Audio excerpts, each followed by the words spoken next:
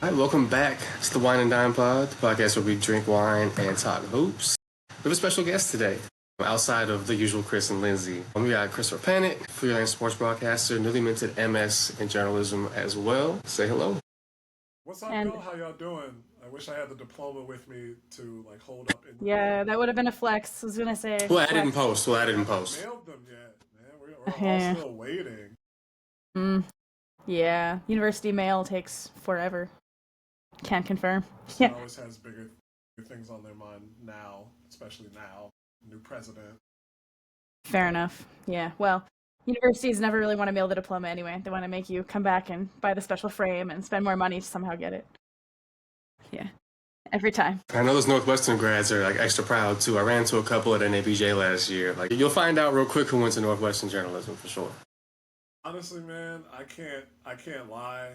I didn't want to go to grad school until my partner suggested it, and then my mom was like, "Okay, no, if you're gonna do it, like the application and all that." And after the program, I get it to a certain extent. I get it. It was tough. There were a lot of people around me who were very smart, very dedicated, very dogged, and we had some good professors. I'm not trying to big time because I really don't think it is a big time flex or anything, but J.A. Donde was there.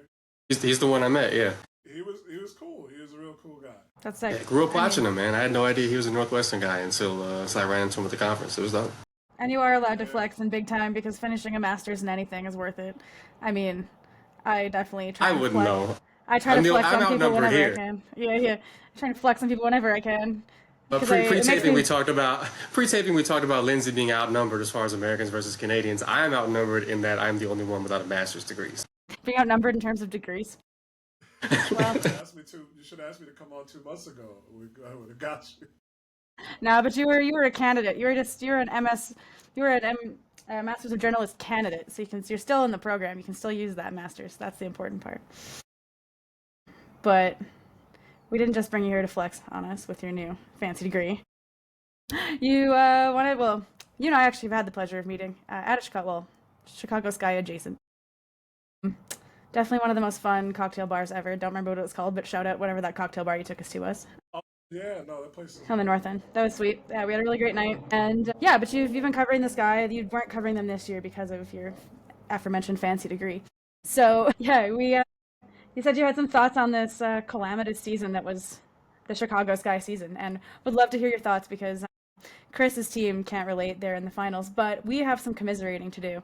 And misery loves company, so why not have a happy observer in the room to remind us of what this is all supposed to be about? Sorry, we stole Kai. I'm sorry. Yeah. She wanted to go.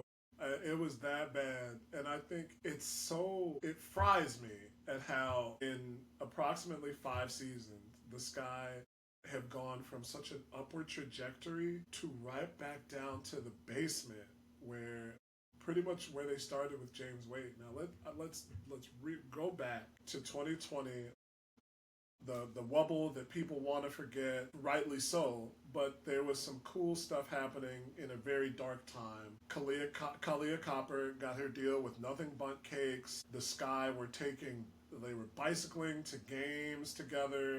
Vibes are immaculate. Yeah, like that was a team that liked each other. And we all know that James Wade was not the easiest person to get along with. I think that was obvious in the way that he left, which we'll come to later. But they were a team that was bonded for the most part with each other and with the coaching staff. And even though things didn't end up the way that anybody wanted that year, it was obvious that the seeds were laid for groundwork. And then the next year, Candace Parker's like, F Derek Fisher, I'm out. And Yeah. the Sky got a free agent, something that It's a big hardly moment. ever happened. Well, usually the They stars got leave a us. Right. They got a big time free agent. Sylvia Fowles left. Elena Della Dunn left. Candace Dupree left. All those folks had left before the real, like, other than the 2014 finals run, before sustained success, those people wanted out. Now Candace Parker comes and wants in. Crazy. And of course, they win the championship. They were still the last Chicago professional sports team to win a league championship. Yeah. But it hardly feels like it now It because yeah, they don't feel the same. everything just dropped off the face of the map. And I could have told you that the Tyler Marsh hire wasn't great because of the way they kicked Teresa Weatherspoon to the curb. But I didn't expect it to be this bad and go this wrong this quickly. Yeah, I meant The decision making is mind-bogglingly bad. I meant to ask you though, like, how did you feel about the Teresa Weatherspoon firing? Because a part of me was always like sus about it, just felt sus about it. I never really felt like she got a fair shake. She was one of the only people who managed to like put in Kennedy Carter for long enough to get her to, be a superstar. I was confused by the move a little bit, but then I tried to sell myself on the Tyler Marsh thing, and I don't really know how to judge him. Personally, when we traded the third pick for Ariel Atkins, I was kind of beside myself. That was a move that I just felt like was unforgivable. We clearly have young stars, and I know Angel wants to win, but I mean, I feel like Angel would be happier with a player like Sanaya Citrin than Ariel Atkins. I don't know, but like, I was very frustrated with that because as fans, like, I want to see a clean slate now. This doesn't feel like a clean slate. I'm a New Orleans Saints fan, so this is kind of like analogous in some ways, where it just feels like we're hanging on to the vestiges and some of those are my favorite players in the Saints cases, like, and even in the Chicago Sky, I was super happy to have Sloop back. She's one of my all-time favorite players. But and even Kia Nurse, love Kia Nurse, but it's just like weird having those players when like it's so clear that we just need to tear it down. And yes, Angel, it's going to suck, you're going to have to lose for a couple years, but at least losing with a clear direction and like the right types of players around you, rather than losing in this weird, like, we have expectations but none of the players really fit and we're just shitty, right? We're just playing shitty. At least if you're shitty with a purpose, it makes it easier. I don't know. It's been a very frustrating season. Now I'm picturing Courtney Vandersloot as Alvin Kamara. You got me. She's basically the Cam Jordan, just hanging on. Damn. I can't, like, a New Orleans Saints fan? Like, where? Yeah. I don't understand how, this is like my friend in roller derby who just picked out Boston teams because she didn't really want to rock with Toronto, but then she just, like, Boston happened to come when she went to a game, and now she's a Red Sox fan, and then a Celtics fan, and a Bruins fan, and I'm like, how do y'all pick this stuff out, man? It's super arbitrary because in lots of cases it's like the first game you ever got to, like, especially for me, like, living on the west coast, like, at least if you're in Toronto, like, Buffalo's close. Right. I am nowhere. The closest NFL city is Seattle. Yeah. And it ain't close. And like, it's not bad. Tons of Canadian fans go down to Seattle, and I would say like the majority of NFL fans on the West Coast are probably Seattle fans. More into the prairies where I am, it like varies though. It just really seems to depend on kind of like who the first game you watched was. Like, tons of, like, I would say NFC North fans, like Packers, Lions, fans. Some of it's kind of geography, I guess. Like, we align with Minnesota in terms of just like culture. Okay, I was just like, I didn't hear you say that because I was fully expecting that. Yeah. No, for sure. With Minnesota? No, not really.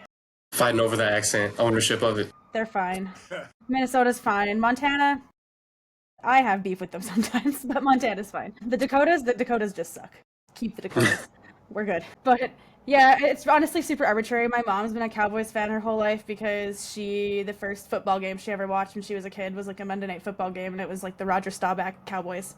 So she's been a Cowboys fan her whole life since then. My uncle's a Dolphins fan. I can't really remember why. It's like that. My dad's a Steelers fan because the first game he saw as a kid growing up in London was like London, not the Canadian one. It was, he saw the Steelers win the Super Bowl. Like, my first football game was the Patriots, a high school team called the Patriots in Alaska playing the game, and I became a New England Patriots fan. Like, it's weird when you don't live near your team.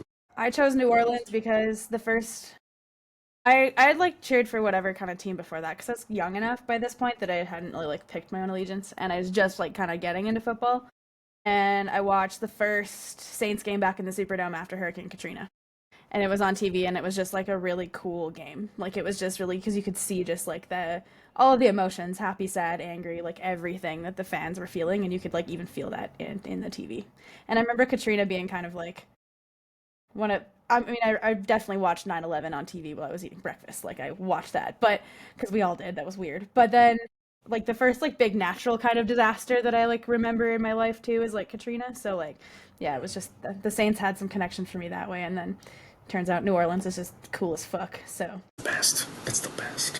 randomly might be going there in December for a weekend. That just popped up like an hour. That just popped up in my life like an hour ago. So it remains to be seen whether or not we'll do that. But now that it's on the air out here in the ether, we're gonna try and make it happen. But anyways, Chicago Sky. I took way off of the whole topic. That's okay. We like tangents, but we're just gonna steer hard back into that. So Sky, safe place. We're back. Have they pulled Angel from under the bus that they tried to throw her under? Like, is she still between the wheels, or? There's so much I could go off of that is kind of gone south with the league in general that I knew was coming. And the one part was sports betting drawing more eyes, and which just makes people look at individual statistics and then like, oh, you know what, I'm going to take a flyer on Angel getting like 10 points. And then for the fans the friends of mine or people I know who are actually, trying to be fans who weren't fans before, they're just coming at it from the perspective of like, well, she can't shoot, she's a rebound merchant, this, that, and the other. Going back to that draft, Camila Cardoso was a sure thing. You pick Cardoso number 2 no matter what. Rickea Jackson, Cameron Brink aside, Camila Cardoso is your first pick. What could they have gotten other than Angel? Or, sorry, who could they have gotten other than Angel if they stick with the 8th pick? Or even if they do trade down again at 7? It's murkier, but Angel Reese is still a good draft pick. The issue becomes then, 1, you bring in a coach. And me and my guy Stephen Pridgeon Garner, when we were at CHGO Sports, talked to Jeff Pagliuca about the hire and about his thoughts on the team. And GMs have to kind of be media savvy. But everything that he said made it seem like he and Spoon were simpatico, as was ownership on this hire. It was the worst kept secret in the entire league for at least a month that the Sky were going to hire Teresa Weatherspoon. And when the season started, got going, underway, all that, Cardoso was injured, but Angel was playing as well as you could expect and got better after maybe a month and a half, where she was getting more defensive rebounds, having more of an overall impact. And she and Spoon got along like gangbusters. That's still evident to anybody who watches today. Yeah, absolutely. So the only thing that kept them out of the playoffs was that losing stretch in the second half of the season. And you can chalk that up to pretty much overhauling your whole team and the coaching staff. So to fire her after you've committed this amount of time and resources, that can't just be that she was bullheaded about her offensive strategy. You bring in another assistant coach who can broaden the offensive strategy and go with that. But you don't bring in Angel Reese and everything that comes with her just to fire the coach and bring in another guy that she doesn't connect with because you want more threes. It doesn't make sense. Do you feel like, I guess 2 questions. So 1, do you feel like we should have chosen Reese or Cardoso, but probably not both? Because I think I'm starting to feel that a little bit. We probably could have used more dynamism on the wing. I would have been very happy with Rickea Jackson, but anyway. I do like Angel Reese. But then the other thing too is like, do you think some of the, obviously we know about all the toxicity that came in with Caitlin Clark fans from Iowa, and I mean, made already a potentially very toxic fan base in the Fever worse. But do you feel like that happened a little bit with Chicago as well? I feel like Angel Reese also brought a huge hype train with her, and then because she wasn't immediately the biggest star that she was in college, it definitely made people very irate. And just also added to a lot of extra, like, I don't know, smoke around the team. I think that is something to be expected. Like, yeah, just feels like something else the league wasn't ready for. Maybe the Sky weren't necessarily ready for it, but they did the best. I think they did the best they could with that. I don't think last year they really hung Angel out to dry. This year is a whole different story. For sure, yeah. But I didn't see anything last year where they were like, oh, well, Angel shouldn't. I mean, she went to the Met Gala and then played the preseason game the next night, and they blew the Liberty out. The vibes were really good in the stadium that night, and everybody was like, yo, this is our new star acquisition. She looks like this one night, and the next night she's like D'ing up Breanna Stewart. So it felt like a really good start to the season. As for the fit and the draft, I misspoke. Cardoso went 3rd and Cameron Brink went 2nd. Rickea Jackson goes 4th, so I think you still pick Cardoso just because of what she can give you as a paint defender and a size mismatch. I And so I don't think that Los Angeles gives up that fourth pick, and you're not getting Rickea Jackson any lower than that. So your other choices, maybe you try and move up to 6 instead of 7, and see if you can get Aaliyah Edwards, because she's played really well for the Mystics, and that would have been, I think, a better offensive scorer who can also still rebound and maybe fits the profile better. But if you look at Angel's numbers, 18 and 12, almost 2 assists. She's been good. Yeah, I have no real good. I have no real beef with Angel other than everything about Angel, and this isn't really her necessarily. It's just everything about Angel is loud. Like there's just so much noise constantly, and I think that goes to like your point, Chris, about like well, I guess we have two Chris's. Other Chris about the OD podcast Chris about how like this guy really did throw her under the bus this year. I also, do you know what happened with Kennedy Carter? I mean, other than I think at some point it's just Kennedy Carter, but I genuinely am curious what the hell happened there because it feels like there was some tension. I don't know if it was between Angel and Kennedy or Kennedy and everyone. I don't really. Do you know what happened? It's off topic a little bit. I don't have any inside information because I'm not. One thing we did learn in school is how to develop sources. So I'm Yeah, of course. now. That's good. This was before school, so I got pretty much the same information everybody else got, which was press conferences, news stories, and the Instagram feed. Yeah. And I can say there was a trip where the Sky went out on they rented a boat and went out on Lake Michigan, just like a few players on the team. They got along great with Marina Mabry. She was in that vid with Marina, and they were just like kind of going back and forth. Marina being Marina, who is like the spiciest personalities. Right, but yeah. in that video, and I think off the court, she's kind of like, she's a different personality, because she was on the video and she was looking at Kennedy. I think she says like, "Why are you like this?" But she's laughing. Yeah. And I didn't see anything from the team where, I don't know how common this would be, right? But if she got fouled, it wasn't like they weren't helping her up. If she was giving fouls, it wasn't like they were like pulling her away from stuff. Yeah. I did feel like everybody had each other's back. Same as the season before with Courtney Williams and Alana Smith. I felt like that was the thing you reminded me of. The Sky brought in, like, you knew what would be like one-time deals, but you kind of hoped that they would at least be willing to take a chance on them.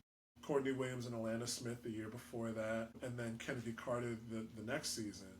And they let both of them, all three of those players, walk for nothing without, I don't even know if they put a deal on the table, and now you have Williams starring. Alana Smith was good in Chicago. That's the thing. She kind of broke out in Chicago. She basically broke out in Chicago and then went to Minnesota with Courtney and then started. Now she is the Alana Smith that we all know and love. And so it's a bit frustrating because it's like that move never made sense to me. I was like, why are we getting rid of her? Because even if we were going to go on and draft a player like Angel, like wouldn't having someone who is clearly Defensive Player of the Year caliber at that position on the team with your rookie be a good thing? Because like Alana Smith can shoot. She offers some offensive versatility outside of that, right? Like it's not like she plays the exact same position as Angel. And I mean, Alana Smith has had a tough, she's not exactly coming in as a star. So you can work with her on minutes, right? Like you can stagger them. I just like felt like she was a player we should have kept because it's like we found this like talent and then just let it go for nothing. I don't know. Just a lot of baffling moves. Yeah, that's the thing. That's the whole thing. It doesn't, from what looked like a plan, it has just gone up in smoke. There does not appear to be any long-term plan. And I've said to a few different people, my homie Maya Goldberg-Saphir that does Rough Notes, if you've seen that. She was in Chicago for a few years before going back home to Oakland and doing a lot of Valkyries coverage. But we talked about the idea of like the John Locke social contract that each team has with their city. The fans will show up for you as long as they understand what you're doing. And even if they don't agree with it, if you have a plan, then they're going to rock with you. If it looks like you are either directionless or you kind of shove something back in their face that they know is not true, you knock a year or so off of that social contract. With the W, that time is less for a team like Chicago because the league is young. The Sky haven't been here relatively that long in relation to the other teams in the league. And Chicago being Chicago, it's going to be a lot of what have you done for me lately? And they're already fighting with baseball season, somewhat MLS soccer season, and even like the Red Stars are going to draw off some of that fan base, even if they I think the Red Stars would draw off some of that fan base, even if they are in tandem with each other, because they've been more successful and they've made more good moves to put themselves in a position for long-term success. The Sky said they were doing that, and now they're not. Like the facility in Bedford Park, that's been delayed too. So everything they said they were doing to modernize and get themselves up in at least the structure, the infrastructure with the Liberty, the Aces, even the Mercury, the Lynx, all those teams, it looks like it was all smoke and mirrors now. It's a damn shame to see such a great basketball city that produces so many good players, has such a big fan base, and they're not really, you get the sense they don't really invest in the organization the way that they should. It feels like they're 10 years behind the rest of the league in a lot of ways. You know, the rinky-dink facilities and all that stuff. Like, it's not befitting of a team that's won a championship before. You know what I mean? Cute. It's not cute. Well, yeah, and it feels just constantly like they don't even really want to invest in Chicago as a city because they don't, aside from playing in Chicago, they don't do anything in Chicago. And I feel like that doesn't help ingratiate yourself to fans because for as much as obviously like Bulls fans and Bears fans and whoever come from all over the state, like it's extra special for people from Chicago. Just like, you know, with the Raptors, like I know it's a debate amongst Raptors Twitter of like, you know, how the team markets itself to be Canada's team because it is our only team. But for Toronto fans, they're sometimes annoyed by that because it's like, but it's our city. Like it's our team, not yours. And I get that. They can fuck off, but I get it. I cheer for them too. But I do get it, where it's like you feel that like team pride, right? And that city pride. But I feel like this guy have never done anything to truly invest in Chicago. And I remember when like during the finals run, they were talking a lot about like, you know, all the like Chicago like people turning up, like celebrities, whoever, and you're like, okay, that's cool. And it's like you're just in the back of your mind, you're like, but they're gonna disappear so fucking fast, and they did. Sure enough, everyone kind of just bounced. Chance never got that tattoo. I never saw him with that tattoo, and I have smoke with him for that. Well, I don't like his voice, but that's just me. Fair enough. I'm with you on that. He never got that tattoo. Like never. None of us disagree here, but also not getting the tattoo is. I find him very likable. I've just never been able to get into his music. Like, I'm sorry. Yeah, man. Seems like a nice dude, though. I think that they were starting to make some of those inroads last year. That's what makes it all the more flabbergasting that they let go of this coach that had cachet, had a lot of good. I think fans of the team shared or felt they shared a lot in common with Teresa Weatherspoon's style of engaging with people around her as well as her style of play. She's cool, also. Right. She's cool. And that's a really important thing for teams now, and especially for teams in a city like Chicago. When the White Sox were on their very short rise, they were cool, and you could tell people liked coming out to see them. They had Jose Abreu, Luis Robert with the chains dangling, dark-skinned men of color who were also hard-working players. Tim Anderson, who was like proud to say who he was and how he got there. And then just like a team that enjoyed each other's company. Guys who came up from the bottom, from obscurity, really worked hard at it. And they got there and it was like, okay, not only are they good, they're a likable team that the city can get behind. That's what it looked like was building last year. And they still have a chance. Again, we should emphasize that. They still have a chance. I thought the draft picks this year, shout out to my homie Alexis Ross from my classmate. She hates Haley Van Lith, so they should not have drafted Haley Van Lith. I thought that at the time. I was kind of like, eh. And then I thought she would be better. I thought she would be better. To be fair, she was injured. I'm willing to give her a little time. No, but when is Haley not injured at this point? True. I liked her until she left Louisville, and then I was like, good riddance, because she abandoned me, so therefore I'm abandoning her. That's how this works. I'm petty. Yeah, I don't know. I was just getting rid of that third pick this year really just pissed me off. I don't know. I felt like it was such a good draft to have the third pick in. And no shade to Ariel Atkins. She seems like a lovely human. And she's had great moments in Washington. She's a very good player. I just don't think she was the right kind of player for that team. at all. Everything Jeff said was about that they were like looking to stockpile and build through the draft, and then the next year they trade a top 4 pick for a very good role player. Like that is Ariel's. That is where Ariel is. And if if she listens to this, I understand that there's going to be anger behind that. But on that Washington team that won in the finals, she was like the 3rd or 4th option. It just is what it is. She's never been much more than second, and when she was the first option, she was fine, but the team wasn't exactly winning. Right. That's not a number 3 pick. That's going to you trade the number 3 pick for a world beater. Well, and then I think it made it so much harder seeing that number 3 pick go the hell off with her other number 5 pick teammate in Iriafen, like just seeing those two and just seeing like what you could have. And I think actually seeing those two made it worse, knowing that Angel and Camilla never quite had that synergy that made it work too. So you never got that like 1-2 punch from your young rookies that makes it even more exciting with Sanaya and Kiki, where you're just like, yeah, these two, hell yeah, like we have two, and they're gonna be like they're gonna get us there, right? And you can handle all the roster changes around that, but for sure. Whereas I don't even really feel like we know for sure that we can keep Angel and Camilla together. I feel like you can, but like they barely have. It just nothing's worked on the court to know. They don't. I don't know. It's hard to see. It's hard to, and I don't know if Camilla, like her aimlessness that she sometimes has is like a feature of just the vibes around the team itself. Like that's it's just an issue with the offense as much as anything else, because when she goes overseas she's balling, so it's not a lack of talent, we know that. It just there's like a weird discord there that I can't really put my finger on. When you trade the number 3 pick, you're supposed to get a Kalia Copper in return, which is literally what the number 3 pick went to them for. You know what I mean? So it seems like a step backwards. See how Chris threw that in there again? Just Yeah. Hey man, she killed us in the finals the one time, so she owes us one as on the other end. I hate it even more, bro. We had that rivalry set up, and then it was more fun when she was staring down Sophie than having to be her teammate for a while. See, now we don't have Sophie anymore. It's a guilt-free championship if we get it.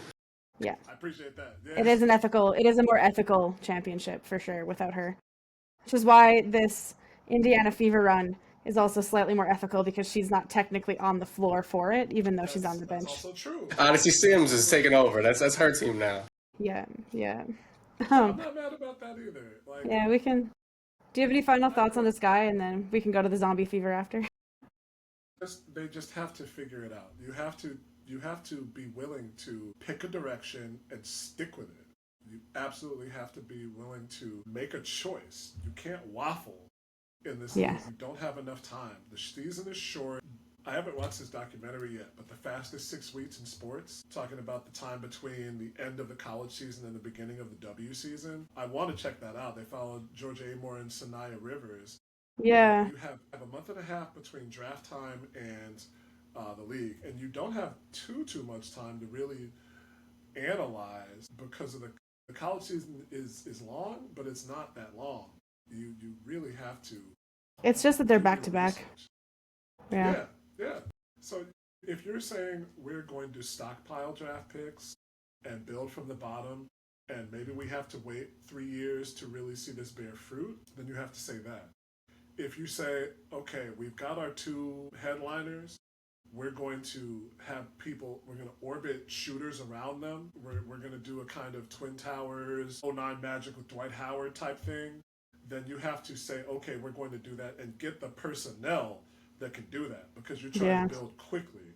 But it seems like they went from one to the other, and they didn't manage the stuff that they needed to do off the court as well.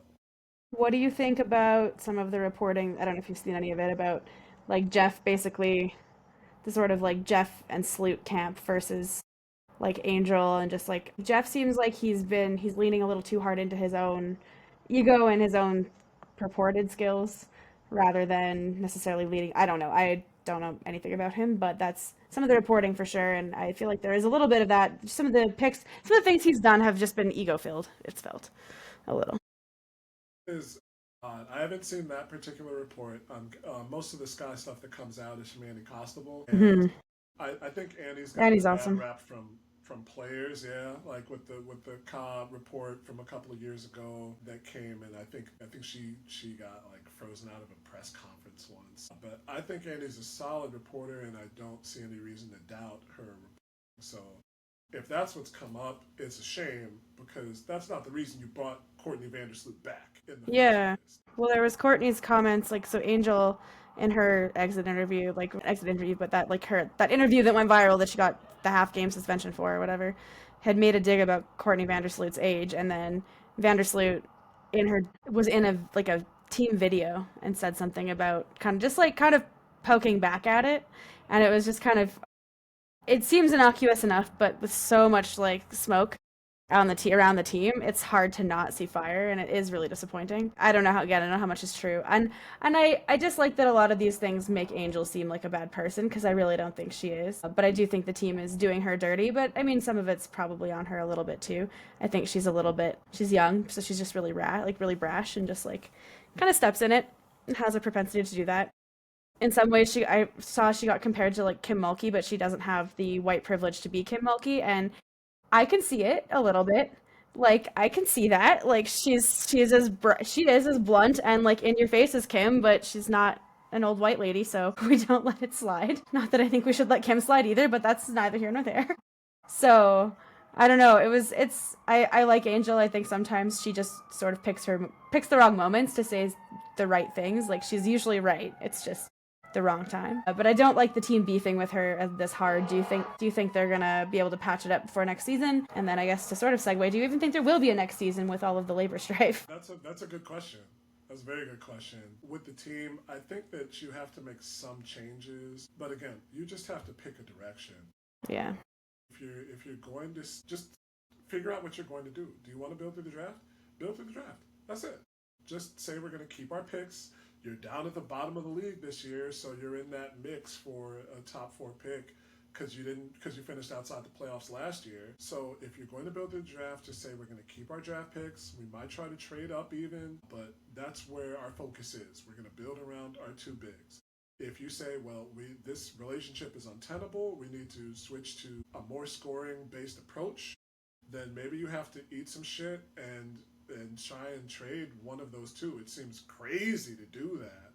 Yeah. But if you want to make a big move, you have to make a big move.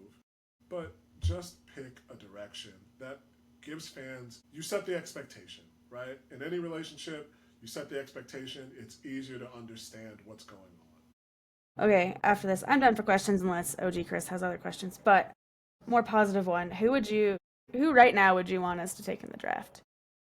If provided we have our own pick and we get a top 5 pick. Just, hypothetically, just wish cast with me because we need some positivity in the negative safe space that we have here. Sad in Skyland. Skies are dark, bro. Skies are dark. Juju's not eligible, right? She gotta wait one more. Yeah, but also her ECL too. Yeah. Hey, buy low, right? Like, if Juju's ready by then, like whatever, I would draft her for sure. Just she's not playing. I don't think she's eligible yet either. Well, lucky for the Sky, the Sun bombed because they gave their first rounder to the Lynx for that trade up. So they have a pick swap at least, possibly for the So they have, let's see, the Sky have a 7% chance of winning the number 1 pick, which is great because the Bulls got Derrick Rose off an 8% chance. So who knows? AB. We can dream. I'm just looking at one mock draft here. I don't think you go too splashy. You try and get a shooter. You just try and get a shooter. If you want to try for Olivia Miles and hope that her shooting improves this year, then at the very least you have a big guard who can direct your offense, play some decent defense, and be a problem to deal with. This mock draft I found for CBS, which should be Jack Maloney says that the Sky get AZ Fudd. I would say that's great, but I can't count on them to make a smart decision at this point. So I know. Let's say AZ Fudd with my fingers crossed, a rabbit's foot in my pocket, and the 1 4-leaf clover I found in 4th grade still in the bookshelf. I wish that was true. My luck would be way better if I would definitely. what I'm really curious about is with like almost every veteran in the league ready to hit free agency in anticipation of the new CBA, like what the fuck a roster is going to look like next season. Like it could be every team could be the Mercury this year where we have only 2 players from last season. Every team could look like that next season. And it could be, can this guy even manage to land free agents when they have no other choice because everyone's a free agent? When you do fantasy draft on 2K, like that's what the league might look like next season. I can't comprehend with that. Fantasy draft for 2K? For a video game? Yeah. On franchise mode, man, it's the best. Chris, I know your type. Just from how you're talking, y'all boys are fiends. Y'all boys are fiends with that. I don't even really be playing the game, man. I'm just trying to play GM. Y'all be finessing trades on that. Y'all are wild. I got Wemby on the Knicks, Aaron Gordon as his front court partner and shit. Yeah, because you're like, yo, let me get Wembanyama. I'll give you 2 future firsts and from the like Isaiah Hartenstein or something. Yeah, the future first getting burnt, man. Like just going out the window. But yeah, it is going to be crazy though with all that free agent movement and obviously the labor strife that's been happening. Which I don't know if you want to get into that because Napheesa Collier threw some gasoline on that fire today. We definitely should. Yeah, it's been hot all season. It got hotter. It got way hotter. For anyone who hasn't been paying attention, we've been a fairly pro-labor podcast, so we've talked about it a decent amount. But basically, things are not going great between the league and the players. Cathy is getting torched, probably rightfully so. She's officially just Cathy now. Every player has referred to her just by her first name in the most venomous way possible. Cathy. I mean, we did literally title our last podcast episode, Get It Together, Cathy. She needs to do better. So, yeah, the players had a meeting during the All-Star game, went terribly. Players have been openly calling out the commissioner. Satu has been pretty spicy. And then today, Napheesa Collier just went and decided to use her exit interview to throw some gas on those flames. And basically, actually, I have to pull up the quote because I actually can't just paraphrase it. It was too good. One moment. I mean, she was saying that Cathy told her, like, Caitlin Clark should be glad the WNBA's around because she wouldn't be making no money without her and all. Right. She went scorched her. Like, she said Cathy told her that only only losers complain about the refs, and obviously, Chris, you and I've had this conversation offline, where Cheryl is too much, for sure. However, I'm glad you said it. She's also not wrong. Man. Like the Cheryl thing is interesting because like the players have been complaining about the refs all season, and like one of Collier's comments was like, "Oh, I guess free speech is getting fined now," and I'm like, okay, but all the other complaints about the refs have not been met with fines. It's just been this really over the top blow up by Cheryl. Because when Satu called out the refs and everyone else, like nobody got like their pockets hit. But then Becky Hammon and Steph White supported Cheryl and both got fined. League's big bad at Cheryl. I also think it's different in that they have to be careful about finding players because it becomes a player union issue. But finding coaches is a lot easier, and the coaches also do it in and they did it on like a bigger stage. Like they're on a platform media interview, not just on the court or something. Yeah. Immediately after a game. And so I'm not here to litigate the foul call she got fined for, that she was ejected for and everything, but I do think Cheryl has a point. The reffing has been terrible this year, to be clear. Like you said, the players have been bitching about it all year. It's been objectively terrible to watch. But I think that regardless, she wasn't wrong. And so only losers complain about the refs according to Cathy. Cathy told Collier, like you said. So everybody is a loser according to Cathy. Yeah. Collier said that Engelbert told her that Caitlin Clark should be grateful for the WNBA because the league is responsible for her scholarship deals. Collier said that she tore a few ligaments, blah, blah, blah. We go to battle every day to protect a shield for a league that doesn't value us. But the main quote was that the league, they have the best league in the world, essentially. Best players, best fans, best league, but worse leadership. So essentially just straight up called out Cathy for sucking. Yeah, so not great. I don't know. I thought that was, and she even started a press conference with, "I'm probably going to get fined," and then proceeded to do that. And so, shout out to the queen. That was an elite move right there. She has gotten fined yet, which is interesting. No, but but Cathy fired back real quick. Cathy, immediately put out a statement. Yeah. Real fast. Statement, Yeah. It's smacked of school principal. Yes, Cathy's corporate ass wrote that herself. No lawyer required. She's just to whom it may concern, circling back on the comments of September 30th. Yeah, by one Napheesa Collier.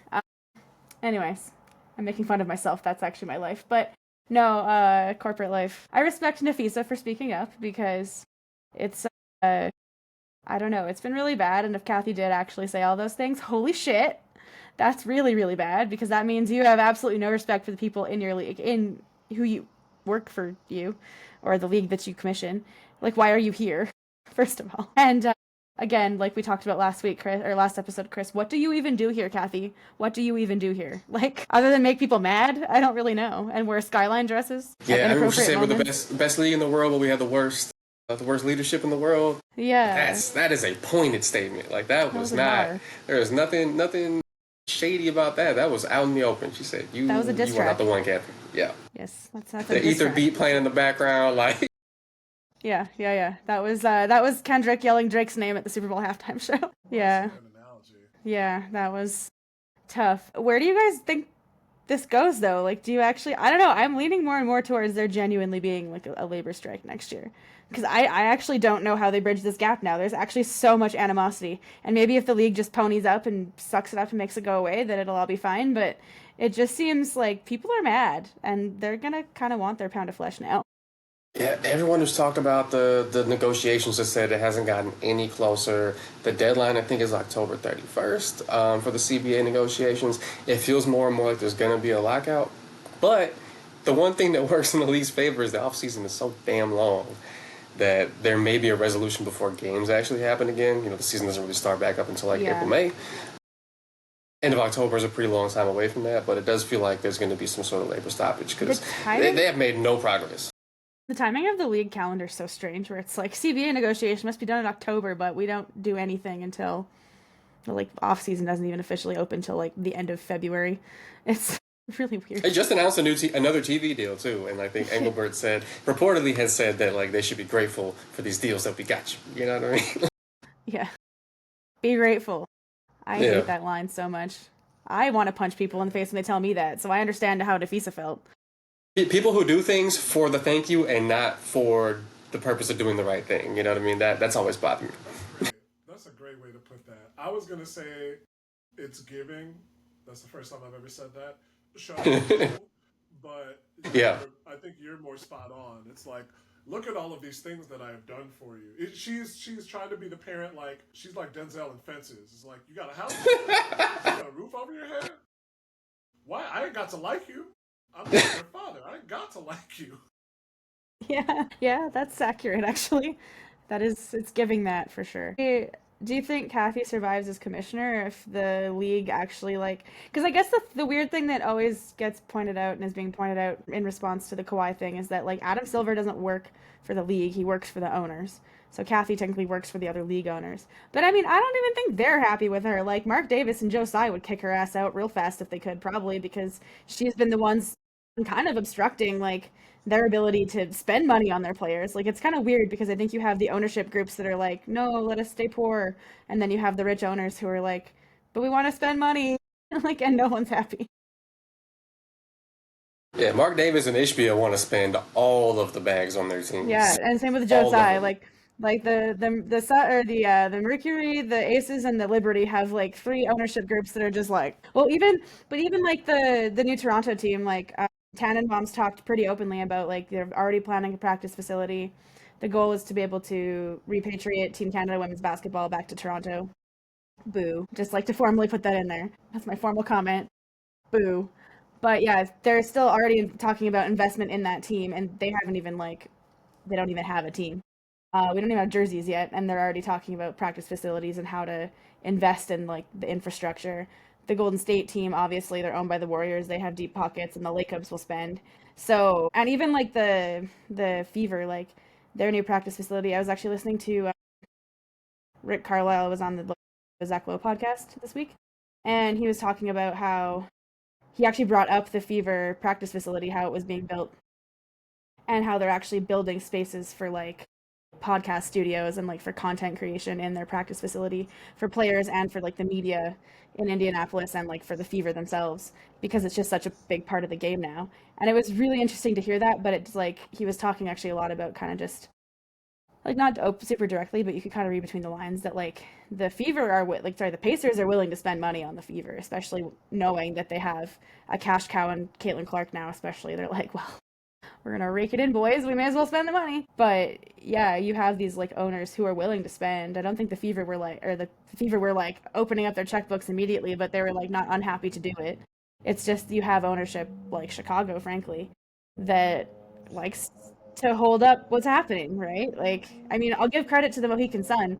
They at least were honest enough to be like, we actually don't want to be in this game anymore. Like, we'll make our money and ride off into the sunset, which I'd also still think has not been resolved. Speaking of messiness, That's another. The state of situation. Connecticut is mad at Cathy. Not the state of Connecticut. Isn't as the in government the people of who the live United in Connecticut, States? as in the capital S state of Connecticut. Isn't like a faction of Congress? We talked about this last time. Is pissed at the WNBA too. The women's caucus released a statement basically telling Cathy to negotiate in good faith with the players. Yeah, of the Congress of the United States of America, like the actual like women's caucus.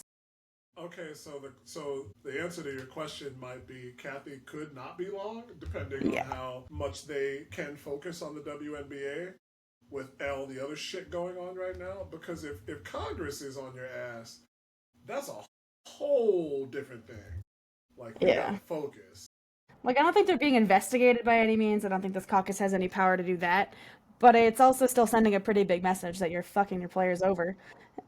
And so I wrote an article for my sports reporting class, and I made the headline "Everybody Hates Cathy," and I do not think that was a sensationalist headline. I think that might have been, that was actually pretty accurate. Fact-based. Yeah, it's aging well. Actually, it's aging like this. It's aging like this wine right now. It's aging well. Yeah, there we made our one wine reference. Nailed it. We can move on. Yeah, I don't know. It's just it's so crazy, and it's like to have that many and I guess the thing is it's like, what do the owners fire her for if she gets fired? Is it because she created this like unrepairable beef with their labor force? Is it because Congress told her to stop being a dummy? Is it because she had to capitulate too much and cost the owners too much money? I don't know. There's a huge range of possibilities, but I'm really curious to see how long she lasts because no one likes her. And it's not even in like a David Stern, like, oh, we hate him, but he actually secretly does lots of good stuff for the league kind of way. It's like, I'm not even sure she's doing anything good for the league, let alone doing anything for the league. So, again, what do you do here? I don't think they're going to fire her because I think that, like, even if the teams want to spend money, like you said, she works for the owners. It's the same with commissioners in the other league. They are there to, ideally, they're there to mediate between the owners and the players. But in reality, pretty much every commissioner is somewhat of a mouthpiece for the ownership. Yeah, for sure. That said, if teams are making more money than they have and they have an excuse to keep wages down, then they're going to do it. That's what being a multi-millionaire, billionaire is all about. Making the most amount of money you can and keeping your stock price high while holding down wages. So as much as I do believe Mark Davis, funny enough, because his knock for years was that he didn't spend on the Raiders. He's like the cheapest Raiders owner. He's poor for an NFL owner, but he's rich for a WNBA owner. You know what I mean? For a WNBA owner. So that's why I was like, oh, okay, of course Tom Brady's buying in. This is not big. This is not a big spot on his spreadsheet, and he can look like a hero because he doesn't have to spend that much money. But they're still willing to spend money. Josai, willing to spend money. Ishbia in Phoenix, willing to spend money. Those folks are willing to put the bread up. I think their whole deal is that they want to spend more money and like they probably want to get rid of the salary cap. But if those teams are making money, if the new TV deal is lucrative enough for the ownership, then they might publicly be like, well, we need better things. But, who else are they going to bring in than some unknown quantity? At this point, will union leadership accept another Fortune 50 business person as a commissioner? Yeah. I doubt. I don't know that Mark Davis wants to circumvent or like get rid of the salary cap, but he was just mostly expressing confusion at the fact that he can't like fly his own players places and just like, tap into some of the basic resources that he is required to provide to NFL players that he's just not required to. He was just sort of shocked at like the bar is in hell, essentially, for how you have to treat WNBA players, and I think he was very surprised by that. It was the, damn, you live like this meme, you know what I mean? Like, came in there and was like, wow, like, ugh. Damn.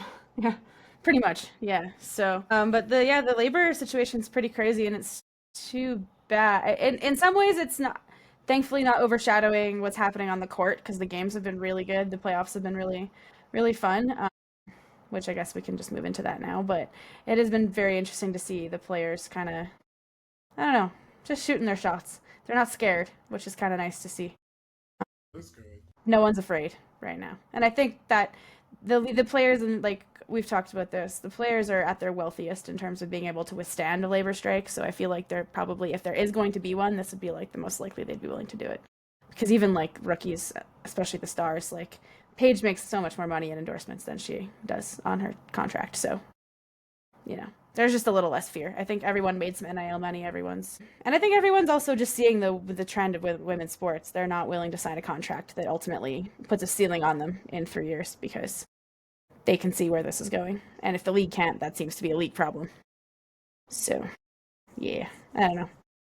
But I selfishly hope that the league does. There is a league, there is a season, because I would really like the tempo to exist finally. I would like some progress. I'm all for strikes. I know it would slow momentum down, but I'm the person who has been calling for a general strike for years. For sure, I would agree with that. Privately. Yeah, I would agree. Whatever needs to be done, labor. Honestly, it comes down to that. I actually think it would be, in terms of like of a strike happening, actually having like public support. I really feel like now was the time anyways. I think most fans would be on the side of the players because I don't think most fans found it very controversial that they wore those shirts at All-Star. It was old school media and the league that were shitting bricks. It wasn't really most fans. And so Yeah. I think now is probably the time if you're going to have public support. Yeah, the only real opposition has been like wraparound shades Twitter dudes who don't like the league anyway, so like who even really cares? They were gonna comment something negative regardless of what happened in front of them, so it doesn't Yeah, really matter. the people who call Alyssa Thomas thug in YouTube comments, like those are the people, the only opposition to the strike, I would think. You would think. That's wild because I am not a Alyssa Thomas fan, and I think the most I've ever said is that she plays like a 18-wheeler, but she's a ball player, man. Like I can't say she's not. Do you find you're enjoying her more now that she's not in Connecticut? Because I think that's how I'm feeling. Nah, because you know what, Chris, my bad, bro, but I got beef with the Mercury going back to Diana, so it is what it is. She just went to a team that I also am like, Man, I feel like I'm a certain type of like I have a certain type of aesthetic that I like sometimes where like when you said plays like an 18-wheeler in the back of my mind I was like, oh, that's the kind of player I need to watch. Like I'm very much into that shit. Like I grew up a fan of the 90s Knicks. Like I got into hockey before I got into basketball and I was like, oh, these guys play basketball like it's hockey. So you and every other Canadian basketball fan, you at least have that in common with every every basketball fan in Canada. The games all look like fistfights. I was like, this is it for me. I like this. Yeah, Alyssa Thomas is Charles Oakley with passing acumen. Charles Oakley could dribble, man. It would have been over for everybody. You know how it goes, man. Every basketball player is skilled until they get to the league and somebody's like, okay, we need you to do this. Right. I saw a video of Charles Oakley hitting an 18-foot jump shot, and I was flabbergasted. I was like, you're like, I've seen Mitchell Robinson do 6 crossovers into a step back 3 in a dude's face, and I'm just like, NBA players can do everything. It's just a matter of if they can do it in an NBA game. I've seen Epe Udo hit like 90% from 3 in a gym that I was in with him. It's different. I bet Quincy Acey's got it. Nah, you know what? Never mind. I saw him in that same gym. He was going around the arc making everything. Everything. For real? Yeah. Lifetime Fitness North Dallas, man. You just be running into people sometimes. I was gonna say you had to be around Waco because I know they both went to Baylor like that. Yep. Competing with a professional in any sport when you're not is kind of humbling. Just period. It's a humbling experience. When I lived in Phoenix, I saw Brittany Griner pull up to our local Lifetime Fitness, and I was like, I do not need to catch this work from Brittany Griner right now. Like, I'm going to be the tallest person. I'm going to have to guard her. I don't need this. Weights instead. I would have tried it just to see if I could get like a jumper off. I mean, just to say you played against Brittany Griner more than anything else. Right, that's the thing. I think it's like, oh, Brittany Griner pulled up. It's like, yo, I played with BG today. It's like, what happened? What you think happened? I got cooked, bro. I was just like, I didn't get dunked on. What you mean? Like, yeah, if you can say that without fouling, then Yeah. you got even like you had a story, and then you had it's like, no, she didn't dunk on me, bro. You still have a story Yeah. if she did dunk on you because you got dunked on by Yeah. Brittany freaking Griner. Like, Yeah. She scored all 15 of their points, but I didn't get dunked on. I was like, I still was not made a poster today. Mission accomplished. I ain't on nobody's TikTok. I ain't on Twitter videos, nothing. Yeah, I did not become the main character of Twitter today. Check. One of my icebreakers with people has been, if you could dunk on Donald Trump, what kind of dunk would it be? Because if you get dunked on, that's forever. Like, Yeah. it's literally a phrase that means like you beat somebody in a debate because debate. Okay, so what's the answer to your question then? What would you do? The Isaiah J.R. Ryder, the East Bay Funk dunk through the legs with kind of like the Jordan lean. Yeah, so yeah. You can't do that, like, so you get a little bit of not the junk on Trump's face because he's not good enough for that. Like the hips, like let him get some booty in the face. Okay. Some swamp ass in his face. You know the fast break dunk that Dwayne Wade had on Anderson Varejao where he sent him all the way into the stanchion? That one felt violent. Like I'm a very vengeful person. Yeah. That is that's such an underrated play that I feel like people forgot about. And when it happened, I think somebody on the court had the same reaction as when was it when DeAndre Jordan dunked on Brandon Knight and Matt Barnes like jumped and ran out the frame. I swear somebody else did that when Dwayne Wade dunked on Varejao. And nobody talks about that. It's a good one. Yeah, no. The most violent dunks you can think of. Immediately I think of just like the LeBron coming down the lane tomahawk dunk, just cocking back and like whamming on someone's head. Just in any LeBron tomahawk. Yeah. Like, right on the small of his back. Yeah. But also when Blake Griffin dunked on Marcin Gortat. Mozgov? Or Mozgov. Thank God. Yeah. I was gonna say too soon if it was my guy Mozgov, man. No. Too soon. No, well, that one, but mostly the Marcin Gortat one. Or the Vince Carter Olympic dunk. Yeah. Beautiful dunk. Just murdered a man. Yeah, I'd like to see that. That derailed his career. I know. Like, I've read articles about how it, like, ruined his confidence forever. Yeah. The Knicks drafted him. They sure did. He didn't play a game. Man, that's tough. Frederick Weiss, man. Hope he's doing good. Hey, he's not being booed in Toronto anymore. Life is good. Things are okay. I'm trying to think of all is right in the world again. I'm trying to think of where there's a play like because I could throw a crossover in there. I'm trying to think of somebody who had a really good cross in the W where it's just like somebody absolutely ate shit, and then like the only thing I can really think of a play like that is that Sophie stare down. Did Arike cross somebody? Did she just like have a for sure everyone moment where she eyed somebody up and then it was just like, oh my God. Well, I mean, a classic one is the Dame Lillard when he basically just ended the Westbrook era of the Thunder. For sure. Didn't Paige drop somebody this year? I mean, probably. I know she did. And I can't think of it. The odds are good. The odds are good. It happened. Yeah. Who hit the? Am I blanking now, man? I need to see some of these. The De'Erica Hamby joint, which hurts my soul to say that, but. Yeah. I need to see some of these Kennedy Carter and China highlights, man. I got to see some of these shorts. Yeah, she's putting up like 45 on the regular. She going crazy out there. Just destroying people in China. The poor folks of China. Just getting wrecked. She's what, like 5'7", 5'8"? She's not that tall. She ain't big. I don't know. She's a monster. Hell hath no fury like Kennedy Carter. Absolutely. Somebody got to get her back in the league. Yeah. Put her on Portland, man. Shit, yeah. I don't know. But speaking of teams that are still in the playoffs, while Chris looks for that. Are there any teams left in the playoffs? That's interesting. Yeah, crazy. Well, I guess first we got to talk about the game that hasn't been resolved, which is the Fever and Aces, which I have to admit, the Fever have taken the Aces further than I ever expected, and they've just, the zombie Fever, apparently, continue to roll.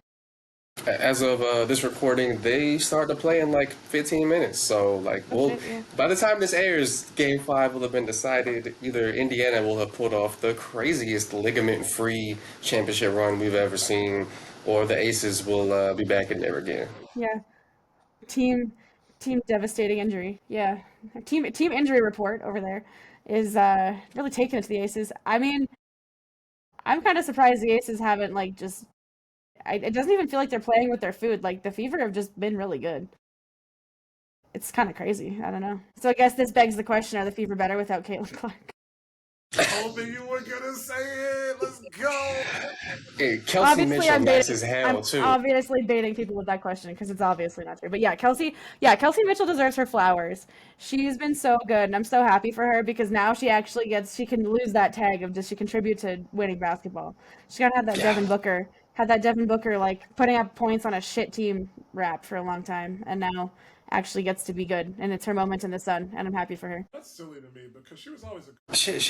I didn't really realize how good she was because the Fever was such a non-entity for so long that like it really missed the playoffs like 10 straight years or something ridiculous like that. So I just never thought about them. They never entered my brain. And then, dude, she's taking the team within a game of the finals, and by the time this is done, maybe even to the finals, she's averaging almost twice as many points as anyone else on the team during this postseason. She is killing it. So bucket. Yeah, Several buckets. yeah, she is.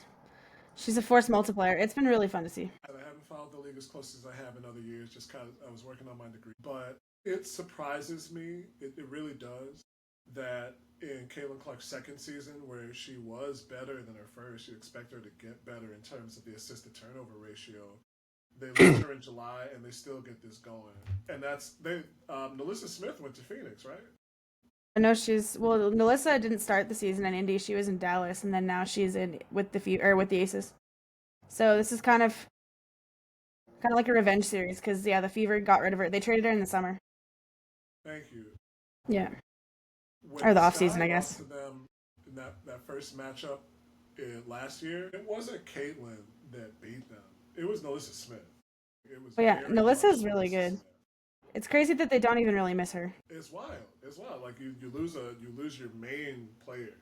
You let one of your top 2 or 3 options. I would say 3. I would say your top 3 option go before the season starts. I mean, I think it's really a testament to how much of an upgrade Stephanie White was as a coach. We saw that when she was with Connecticut. And I mean, I think everybody knew it. It was going to be better on the bench for them. But she's been a top quality head coach in this league. I think it's just a shame that she was in the college ranks for a hot second.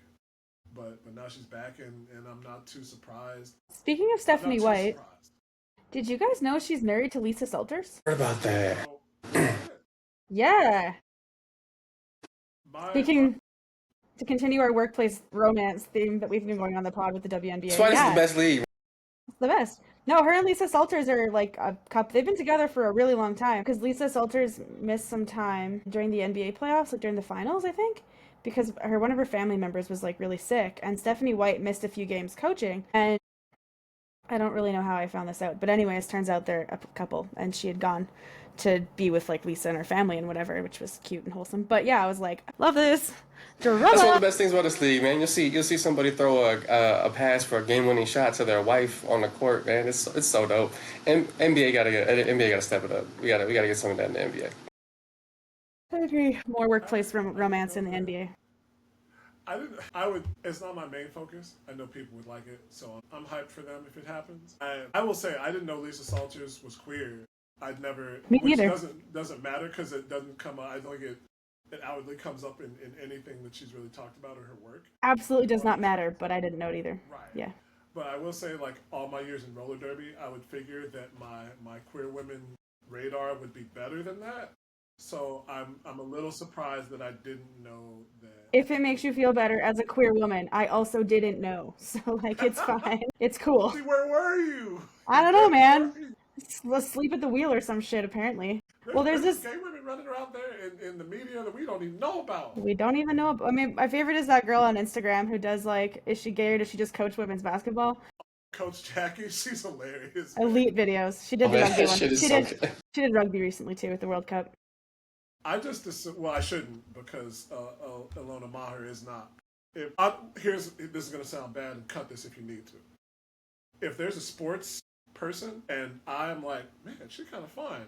There's like a 70% chance that she's gay because it's just how it goes for some reason. I don't know why. And I'm like, I'm just setting myself up for disappointment at this point. But it's like, Well, and she kind of, I'm like, nope, Chris, don't back up. That radar definitely not working. no, she broke I it. don't know what it. I mean, it's like, there's a reason I'm coaching roller derby. It's just like I'm with my people evidently. That's amazing. All right, Chris, you talk about your Mercury now. You've been sitting patiently all episode, the good little boy, waiting to talk about your team. Hey, I do what I can. I do what I can. I gotta say, man, it's been neither of these series seem to be unwinnable going into it, but it's still a pleasant surprise that they won them both. I've kind of been writing on and off for this like Mercury-ish website, little content mill action. I thought I was going out on a little bit of a limb, picking them to beat the Liberty in 5, or to beat Liberty in 3. They did it. Thought I was really going out on a limb when I said they're going to beat the Lynx in 5. They did it in 4, and at this point, I'm just like, I guess I'm not that bad a homer. Like there was real reasons they could win both those series. They had the depth advantage in both of them. They had a little more defensive versatility than either team, to be honest. But it's another thing to actually do it. And for a team that's been pretty inconsistent in spots, and the whole big deal about only having 2 players from last year, and struggling at times to build chemistry and not throw the ball out of bounds because you think someone's going to be there and they're not. When they're locked in, they're fucking good. When Sabali plays the way that they say she can play, they are fucking good.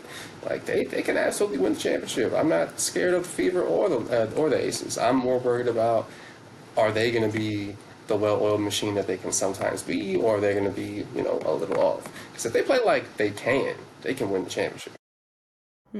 Fair enough. Yeah, are they going to beat themselves more than the other team beating them? A little bit. Yeah, I have to be honest. I expected the Lynx to put up a bit more of a fight, but the Mercury looked great in that series. I'm a little surprised the Lynx went out as sad as they did, to be honest. They just, I don't know, couldn't do it against the Mercury. I think the Mercury also been hot to end the season, and they've been rolling at the right time. So there's a lot of momentum and everything, and it's that home court is an advantage once the crowd is engaged. And buddy, are they engaged right now? Yeah, the offense comes and goes, but that defense, when it's dialed up, it's really fucking hard to play against. There's just so much, they're so switchable, they can pressure, so they're so fast. They play against bigger teams with that small-ass lineup. It's a tall, small lineup, though, because Sabali's 6'4", and Bonner's 6'4", and they just swarm and swarm and swarm. And if you don't have 3-4 passers, it's a problem. If you got only 1 or 2 passers, you're not gonna cut through that. Yeah, it's kind of wild. I think the fountain of youth must be in Phoenix because Sammy Whitcomb drank from it and is back to these. Yeah, go ahead. I think Sammy just keeps herself in shooters keep themselves in shape, right? Because for sure run around and through a lot of things. But I agree with you that at this point in time, especially for DB, I think at this point in time, getting DB to play a swarming type defense, even if she's more of a helper than a primary attack player, is impressive. Yeah. And given how bad things have worked out in Dallas and Chicago, I know some people kind of look sideways at the Nate Tibbetts hire. Gotta give your snaps to him. I'll eat crow on that. Man, the Mercury Twitter was killing him during every random regular season loss they had. I never really thought he was gonna be bad necessarily. I just really didn't. It was just a weird hire to me. Not expected, but yeah, he's been a lot better than I expected. And the players seem to really like him, so. That was the thing that last year gave me hope, because they were bad last year, but they loved him. They loved him. And I was he played hard. Well, you saw at least the vibes ain't fucked up. You saw DT play with an energy that you hadn't really seen in a while, right? Like a buy-in that you hadn't seen in a bit. She moved off the ball, honestly, last year. She was really playing off of Natasha Cloud a lot more, still was DT, but she had a lot more of those signature games because she had the energy because they just used her in a better way and she completely bought in. So yeah, you can tell that the players all really like playing for him, especially Kalia Copper. They've really forged a relationship, especially. And I think that helped make Alyssa Thomas and all those players coming in a lot easier. And I think that Tibbetts also has a reverence for the organization. And so having DeWanna come back like a franchise legend, I think that he did not let that go unnoticed, for players and fans just to be hey, well, franchise legend in the house, she's back. So here to make new memories too, but she's also done stuff for this franchise. Like, let's not forget that. So it's cool. That's interesting. That's important. I like how you said that, like a reverence for the franchise. Yeah. I don't know how many coaches, especially first year coaches, men in a women's league, add to that. Where Yeah. you would say that and have it be accurate. But that's important that he came in with that mindset. Yeah, like I don't know, I haven't seen too much like openly written about it or anything. It's just kind of the vibe I've gotten from things he said and just like the kind of the tidbits you see on social media, whatever. But just like reading between the lines on things he said and sort of his press conference demeanor is like fun. He's pretty serious, but he does a really good job of like kind of balancing taking the blame versus like being hard on players when they need to be, but he protects them and like clearly. It was also interesting learning more about the fact that he actually has a pretty deep women's basketball like history as his family. So that was really interesting, which I didn't know about until recently, like this year. So he was just a really unknown His dad coached girls women's basketball. Yeah. So that was really cool. But yeah, I mean, it's been fun to see the vibes in Phoenix. And I think it's like kind of been interesting because, like you said, there are only 2 returning players, and it's the first season without 2 franchise legends in BG and DT there. And so it's kind of just like it's fresh vibes, and the fact that they're actually good is really nice because you don't always make that transition easily. See also Chicago.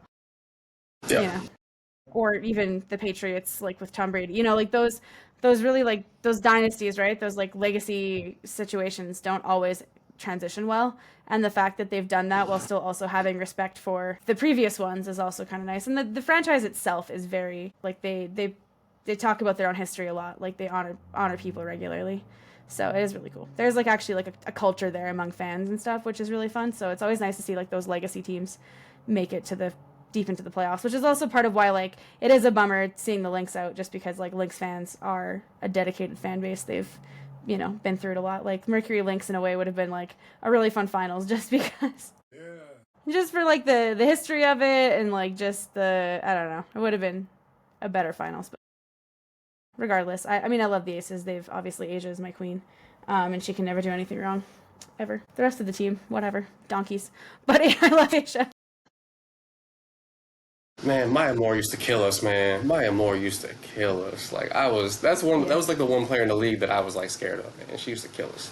Yeah. Maya Moore killed everything. I think everybody was afraid of her in the league. You see her and you're like, yeah, I don't want it. I'm good. Yeah. Only women's basketball player to make an Uncle Drew commercial. There you go. Yeah. There you go. I will say that means something. Yeah, that's huge. Do you who would you prefer to play in the finals, Aces or Zombie Fever?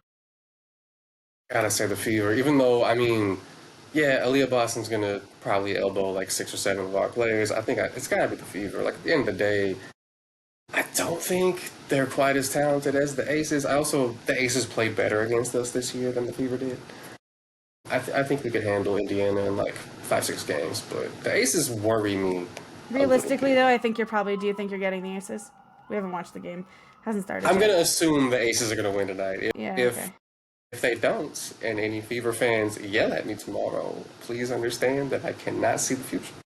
Yeah, believe it or not, cannot. I'll just say it was me because I'm not a fan of either of these teams. I still got beef with Bill Laimbeer, so it is what it is. But I'd rather see the Aces in than the Fever.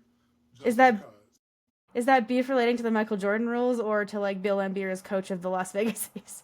Or all of the above? All of the above. I still remember when decades of hatred. Liz tried to big time Cheyenne Parker. Oh yeah. In 2019. Fuck her. And they were all on that bullshit. And the Aces, then they knocked us out of the playoffs. I'm not forgetting that. I want to beat the Aces' brains in. I started liking the Aces so much more when Liz Cambage was no longer there. That made things better for me. Significantly. Is Bill Laimbeer the most surprising, successful women's basketball coach possible? Like, if you told me that any former NBA player was going to be a legendary WNBA coach, Bill Laimbeer would have been like number 1,000 on my list. Like, there's no fucking way I would have guessed that shit. Yeah, there wasn't a lot of foreshadowing. He was like the opposite of what Derek Fisher was. Like, you think about players who are good coaches, right? They're not the best players. Yeah. And I think Laimbeer, he's an asshole. He is dirty, but he's smart. Like, Yeah. he's a pretty smart guy. Yeah. And I think that when he was in Detroit, when he was with Las Vegas, he didn't necessarily build teams in that image, right? But he built players who had an edge to them. He had players, they got an edge to them. Asia's an all-world player, but she also has an edge to her, right? Oh, for sure. So, like, he didn't succeed all the way with Las Vegas the way Becky did because he was too stubborn about perimeter shooting. But I'm not surprised on the hill. That doesn't mean that, if I see Bill Laimbeer on the street, like, fuck you, bro. No, that man would still destroy my... Like, he would end my life if I ever talk trash to him. Bill One Laimbeer? punch from him and I would die. Nah, He's still a large... He's an NBA. Hit him in the knees. True. Fragile. He's probably secretly nice. He's probably Fragile secretly as hell. nice. He looks like it. He actually looks like a secretly nice human. Or the biggest asshole on the planet. Not really sure. Larry Bird still hate Larry Bird. I mean, fair enough. If I was Larry Bird, I'd also still hate Bill Laimbeer. I feel like Bill Laimbeer, hear me out. When you said that, he wasn't necessarily like the most talented, but he's smart. Did Bill Laimbeer walk so that Draymond Green could run? Like, is that basically what happened? Like, I say more Dennis Rodman because fair. Actually, no, you're right. Because Draymond's got a semi-decent 3-point shot, and Laimbeer was he's like a mix. He's like an okay-ish. Is he a white Charles Oakley? Like Sean Marion. I'd go with Sean Marion. I'm just thinking in terms of being kind of aggressively mouthy, but you're too smart to take off the court. Still useful, so we have to put up with your shit, but also stop punching people. I guess in Bill Laimbeer's case, they wanted him to keep punching people, specifically Michael Jordan. But If you go I mean, who didn't at that time? Yeah. Like undersized, kind of angry type players, I'm gonna go deep in the well here. So you said Laimbeer, like 6'10", Draymond's not that, but he's got the same outside shot. He plays like it. And then Dave Cowens. Okay. It's a deep cut. He was 6'10", going up against Kareem and other 6 guys. But he held his own in scoring. He hustled his ass off, and he would yell at just about everybody, refs, players, Excellent. He was about that life. That's what we like. Just yelling at people. Running up and down the court yelling. That's what you want in your basketball players. Any final thoughts on the playoffs? We didn't really have a very structured conversation, but is there anything else you'd like to say in general, either of you? I'm half a bottle of wine deep, guys, so I don't really have much else to... Maybe 3 minutes after the Mercury eliminated the second of last year's finalists in a row, I went on eBay to try to find a Diana Taurasi jersey because I was ready to celebrate. It was a little too expensive. I did not buy one, so I'm just rocking a T-shirt. But I'd like to say, go Mercury, man. We're trying to win the championship. You want me to mail you my DT jersey? How do I have a Diana Taurasi jersey? I'm waiting on the next check. That seems wrong. Canada's expensive, man. You're not wrong. You're not incorrect. Oh, God. This country. Oh, yeah. Also, Steph Curry, while we're recording, Steph Curry will be joining Steph on the Warriors. Of course he will be. Yeah, the Warriors announced all their deals that they haven't been able to really announce yet because Jonathan Kuminga's still holding them hostage. He signed. They re-signed him for 2 more years. He did? Okay, so never mind. Yep. Now that he signed, they can actually sign all the other people who've been waiting for 6 months to sign. Yep. How are you held up by Jonathan Kuminga? Because he's an RFA and they had to sort that out to know their cap space in order to... They don't even really want him. They don't, but there was no good, suggestion. Because if he took his qualifying offer, he kind of lost any trade value he had. But he obviously didn't want to be trade bait. So, I don't know. Messy. But obviously they went with the 2 years. He can get traded and move on with his life, I guess. And now they can actually announce Al Horford. So that team just... Talk about rickety. Rickety is how I describe the joints of that team. Wait, I do have one final statement. In honor of Yes. Greece getting the bronze at Euros, we have Metaxa 7-star tonight. Shout out to Yannis. Shout out to the Greeks. Shout out to the country of my mother's birth. Fair enough.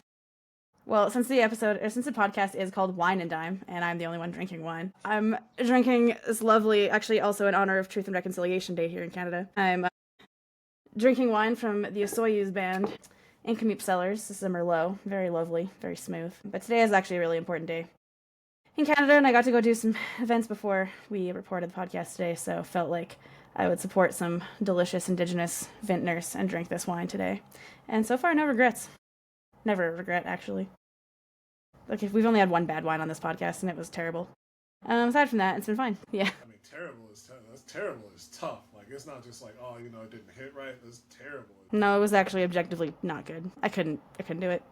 I made it through like a glass, and then I couldn't do it anymore. I switched covertly, but I switched. Do better, Romania. I need better out of you as a winemaking country. But anyways, any final thoughts for you, Chris, before we let you move on with your life? Thanks for having me on. Of course, it's always a pleasure to get to talk to you on basketball, Lindsay. Chris, nice to meet you, man. Yeah, same. Thanks for joining. Yeah, great talking to you too. I'll be honest and say good luck to the Mercury in the finals, even though as a basketball and Sky fan, I don't want to see Alyssa Thomas have something. No, me neither. DeWanna Bonner went to Auburn, Bo Jackson, Frank Thomas, so it's War Eagle. I'm hype if she gets another chip. And for the future, as long as the league does right by the players, I'm cool with whatever happens. But it's general strike now and forever. Yeah. Labor. Where can people find your work if you're working on anything? There are things. There's things that I'm working on. Mostly getting a 9 to 5, but I did my final project for school on bowling in Chicago for like the last 60 years, and it's the people I've shown it to. It's gotten a lot of good reviews. I'm trying to pitch that. So if anybody is out there who wants to get bowling onto their podcast or their show, whatever, hit me up. Otherwise, it'll be posted on my SoundCloud. Just search for Christopher Pennant on SoundCloud. That's the best way to find it. And I'm planning on starting a podcast of my own, so if you have a favorite team and a favorite game from that team that you really fondly remember, you are a perfect guest for the show. So hit me up. You can get me on Instagram at Jake25 or wherever podcasts and zebra cakes are sold. Well, we'll put all that in the show notes as well for people. But with that, yeah. Thank you again for coming on the podcast. Really appreciate having you here. Much appreciated. First guest. Bar is officially very high now, so everyone step up, step right. But it was great having you. Really appreciate it. It was nice to have a little Chicago Sky therapy session. Felt good to get that out. Hopefully they don't continue to make our lives miserable. They probably will, but that's just sports. So for anyone else, follow us on Instagram, Twitter, the carcass of Twitter, and TikTok at wineanddimepod, and rate and review us on your audio platform of choice. That'd be pretty sick. 5 stars especially would be nice, but we'll take whatever you want to give us. Just interact. That'd be cool. And on that note, we'll see you next time. Later.